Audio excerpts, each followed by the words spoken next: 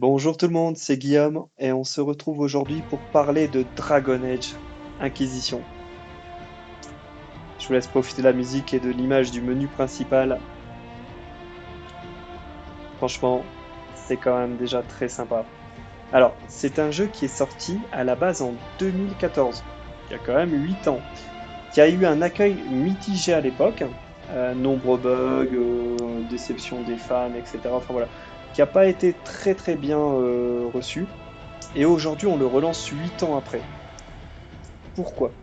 Déjà parce que c'est un jeu qui a mûri, qui a grandi, qui s'est amélioré et qui a été aussi, on va dire, agrémenté de plusieurs DLC. Donc bon, voilà, après les DLC c'est une chose. Maintenant, là, l'avantage c'est que 8 ans après, tu touches le jeu avec tous les DLC pour 5 balles, quoi. Donc c'est vraiment très intéressant puisqu'il y a quand même pas mal de promos autour de ce jeu. Et du coup, quand j'ai vu l'offre, je me suis dit, bon, allez, pourquoi pas, j'ai envie de le redécouvrir sur PC. Et c'est une très très belle surprise. Alors aujourd'hui, je vais pas faire de test, hein. L'objectif, c'est pas de donner mon avis sur le jeu complet, parce que déjà, de un, je l'ai pas fini, de deux, je m'en souviens plus trop. Je l'avais fait sur PS4 et Xbox, mais je me souviens plus trop de la trame du jeu. C'est vraiment de donner les sensations de découverte de ce jeu sur PC aujourd'hui, et ce qui m'a surpris en bien lors de cette découverte. Et la première chose, vraiment, c'est l'aspect graphique. C'est un jeu qui est sorti en 2014, hein. Et très clairement, bah, on n'a vraiment pas l'impression que c'est sorti en 2014. La netteté des personnages, la fluidité des graphiques, bon, ça, logique. Mais le détail des bâtiments, le détail des pierres, tout l'aspect graphique global du jeu. Bon, là, on voit hein, une petite vue avec en fond la cascade, les maisons. C'est très joli. Globalement, c'est très joli. Et là, on a affaire qu'à une partie toute petite du jeu. Il y a vraiment beaucoup de décors à découvrir et à redécouvrir. Donc, quand vous lancez le jeu sur PC, clairement, vous avez l'impression que le jeu est sorti il y a quelques mois. Donc ça a été une première belle surprise. Une seconde surprise, c'est quand même la qualité d'écriture du scénario. Alors bon, comme je vous le dis, je suis au début, donc bon, c'est pas encore parlant et je me souviens plus exactement de la suite, mais redécouvrir un peu ce scénario, bah, je trouve que c'est sympa. Parce qu'en fin de compte, quand on regarde entre 2014 et aujourd'hui, alors il y a eu des grands jeux hein, qui sont sortis, je vais pas tous les nommer, mais on les connaît tous à peu près. Mais ça fait quand même plaisir de redécouvrir avec un jeu avec un scénario travaillé. En tout cas, moi, c'est le sentiment que ça me donne, c'est que c'est un scénario travaillé, ça me donne envie de continuer de le découvrir. Là où peut-être que c'est moins sympa, c'est que le rythme est vraiment très lent. Parce qu'on a le scénario, mais vous voyez, on arrive sur c'est des enchaînements de grandes cartes, hein, donc c'est entre guillemets zone ouverte. Hein. C'est pas monde ouvert, mais c'est grande zone ouverte. Et dans ces zones, vous avez énormément de choses à faire. Donc vous pouvez débloquer des campements. Du coup, bah forcément, vous contrôlez les campements, donc c'est des hommes à vous qui arrivent pour contrôler le campement. Donc ça, c'est plutôt sympa. Mais on a vraiment énormément de quêtes. Ça ralentit le rythme de la campagne principale. Par contre, les quêtes sont vraiment intéressantes. Enfin, après, ça reste du basique, hein. Va tuer ceci, va faire cela, etc. Mais la quête est quand même assez intéressante si on commence à lire les détails, si on commence à lire les livres, si on s'intéresse à l'histoire du personnage, à l'histoire autour de la quête secondaire. Donc l'objet de la quête est plutôt basique et classique, mais ça c'est dans tous les jeux, hein. On vous envoie à droite à gauche. Par contre, ce qui est intéressant, c'est ce qui se passe autour. Et dans Dragon Age, Inquisition, il y a beaucoup de lectures. Donc si on aime s'imprégner du monde, si on aime découvrir le jeu, bah clairement, il y a de quoi faire. On voit que ça a été travaillé. C'est-à-dire que l'aspect de la quête principale est travaillé, mais aussi l'aspect des quêtes secondaires. Beaucoup de lectures, beaucoup de choses à faire et à savoir. Et ce qui m'a surpris aussi un peu dans les quêtes secondaires, et ça faisait, enfin, je ne vais pas dire longtemps que je n'avais pas vu ça parce qu'on le voit aussi dans les jeux récents, mais ça reste quand même un jeu de 2014, c'est des événements un peu aléatoires. Et je me souviens qu'à un moment, je devais aller nettoyer une zone pour récupérer un artefact. Et donc, j'ai rencontré un personnage en route qui, lui, bah, en fait, devait aussi faire cette quête. Donc, on s'est, entre guillemets, alliés. Il est venu avec nous, on a nettoyé la zone, on a récupéré l'artefact. Lui, il a fait sa petite popote, on s'est séparés. Et je me souvenais plus de ces détails-là. Mais c'est très sympa à découvrir dans un jeu comme celui-là. Donc ça, bon, la quête principale a l'air d'être assez travaillée et sympa, et les quêtes secondaires, en tout cas, nous mettent vraiment dans le monde. Après les combats. Alors les combats, il y a deux façons de les aborder. Donc on peut y aller en direct classique, hein. On y va, on attaque avec les capacités que vous voyez en bas à droite. Donc LT, hein, et puis vous pouvez attaquer soit de façon basique. Alors je crois qu'ici il y a des loups, donc il y a peut-être possibilité de vous montrer rapidement. C'est pas l'aspect le plus spectaculaire hein, du jeu, très clairement. Maintenant, il a une seconde partie, donc un côté tactique. Donc vous voyez, hein, vous dirigez quatre personnages. Donc c'est une équipe qui peut être amenée à être modifiée. Donc ce qui veut dire que ben, suivant les personnages que vous avez rencontrés, qui vont rejoindre ou non votre quête, votre groupe, bah, vous pourrez un petit peu le modeler, le modifier. Si je me souviens bien, c'est intéressant aussi, suivant les zones que vous allez découvrir, bah, ça va être plus ou moins intéressant de jouer avec tel ou tel personnage, magicien. Vous allez vraiment pouvoir créer votre groupe comme vous le souhaitez. Donc la personnalisation du groupe pour les combats est super intéressante. Et donc les deux façons de l'aborder, donc la partie tactique, où là vous pouvez donner vos ordres avant de lancer le combat. Donc là on a une pause tactique et on peut commencer à donner des ordres.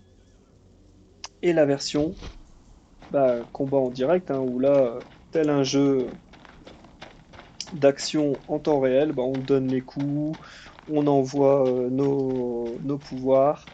Et donc nos petits camarades, bah, eux, sont aussi autonomes hein, dans la gestion de leur santé. Donc c'est-à-dire que tu peux régler, si en dessous de 20% de sa vie, tu peux lui dire qu'il prend une potion. Enfin voilà, tu peux vraiment consigner chaque action de tes personnages secondaires pour qu'en combat, ils soient autonomes et que tu n'aies pas forcément besoin d'en prendre le contrôle ou de leur donner des ordres en direct. Vraiment, tu peux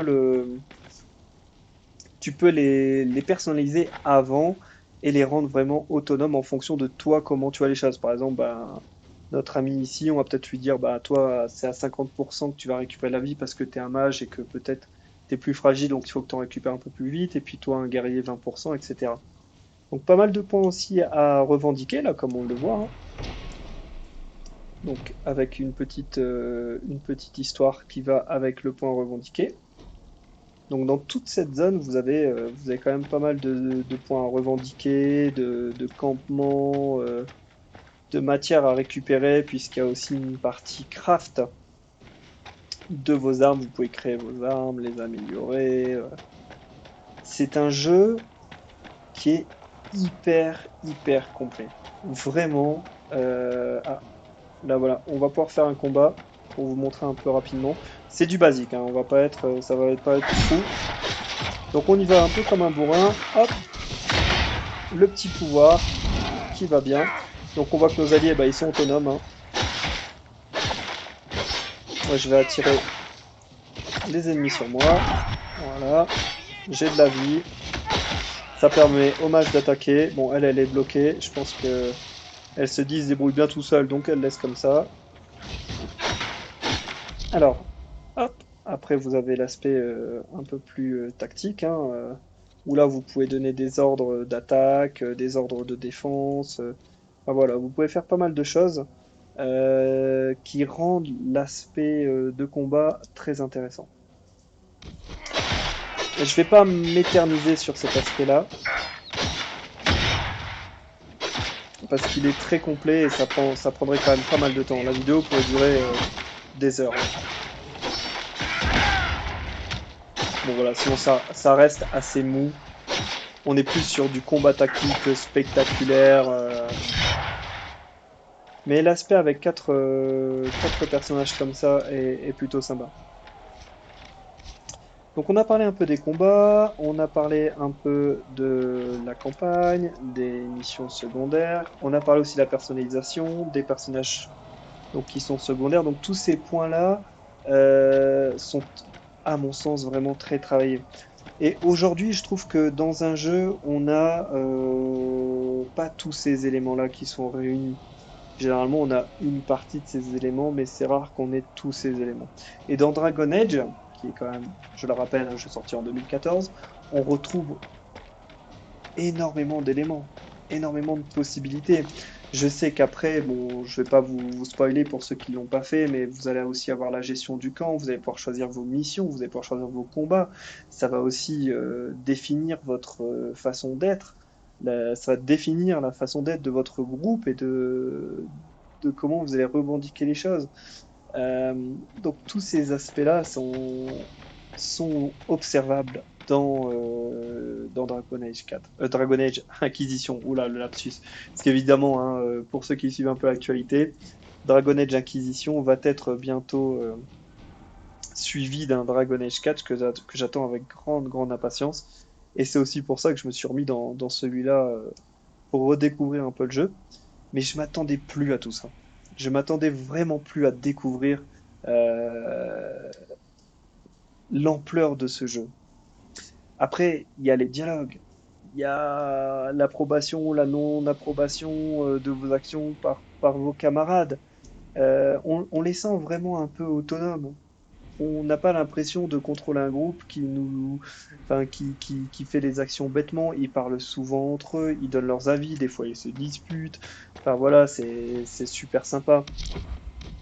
On a aussi la possibilité de se balader à cheval. Bon, voilà, c'est des choses qui sont quand même assez basiques, mais qui font partie du jeu.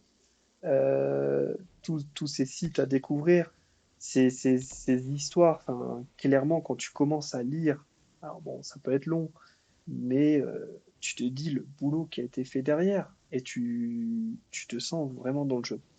Donc, je vous invite, clairement, pour ceux qui ne connaissent pas la licence, ou qui souhaitent la redécouvrir, à vous replonger dans le jeu, parce que il y a vraiment, vraiment beaucoup de choses. Il y a vraiment... Enfin, c'est un jeu de 2014, mais comme on n'en a pas vu beaucoup sortir jusqu'à aujourd'hui. Et si vous aimez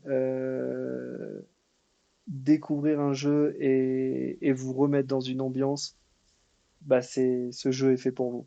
Après, bien évidemment, il a des défauts, bien évidemment, il n'est pas parfait, mais c'est une super expérience. Et je m'attendais pas à ça. Clairement, je m'attendais pas à le découvrir, à le redécouvrir de cette façon-là. Et je prends beaucoup de plaisir à lire les parchemins, à lire les petites histoires, à revendiquer des zones. Et vous verrez que vous allez revenir dans les zones, vous allez repartir, euh, vous allez faire des choix de mission, vous allez être opposé. En fait, on retrouve BioWare. BioWare comme on l'a connu dans Mass Effect, avec des choix à faire, des choix parfois difficiles, moins difficiles. Là, je les ai pas redécouverts puisque je suis un peu au début, mais ça m'a rappelé des souvenirs des sessions que j'ai fait en 2014 et ça me donne vraiment envie de continuer de le faire et de le refaire. Et surtout que clairement, bah là, vous pouvez, si vous attendez un peu, vous pouvez le trouver à un prix défiant toute concurrence. Euh, Moi, je crois que je l'ai touché entre 5 et 6 euros en promotion. Je me souviens pas avoir acheté un jeu entre 5 et 6 euros en promotion qui développe de points, autant de points de vue, autant de possibilités, qui réunit autant ouais, de possibilités en fait, tout simplement, il n'y a pas d'autre mot, mais et un monde aussi cohérent à découvrir et à redécouvrir. Donc faites-vous plaisir. C'est un jeu qui ne va pas vous décevoir et c'est un jeu qu'on ne maîtrise pas en 5 minutes. C'est un jeu où il faut passer du temps pour découvrir l'aspect tactique des combats, pour découvrir l'histoire. C'est une campagne qui est longue, c'est des quêtes secondaires en veux-tu, en voilà, plus ou moins intéressantes, mais qui malgré tout vivent. sa vie, quoi. Et ne serait-ce que les petits dialogues entre les personnages, les événements aléatoires qui arrivent durant ces missions, ben voilà, ça dynamise vraiment la partie. Voilà, voilà. Alors, c'est la fin de cette vidéo. J'espère que ça vous a plu, que ça vous permet aussi de découvrir un peu le jeu. Bon, je parlais de 30-40% peut-être du jeu. On l'a vraiment balayé rapidement. Peut-être que je referai une vidéo après une vingtaine d'heures de jeu où j'aurai avancé, où j'aurai récupéré la gestion du campement, qui vous montrera encore plein d'autres aspects du jeu que vous découvrirez par vous-même. Puis bah, si ça vous a plu, n'hésitez pas à me le faire savoir. Je vous souhaite à tous en tout cas une excellente soirée et un très bon jeu. Salut!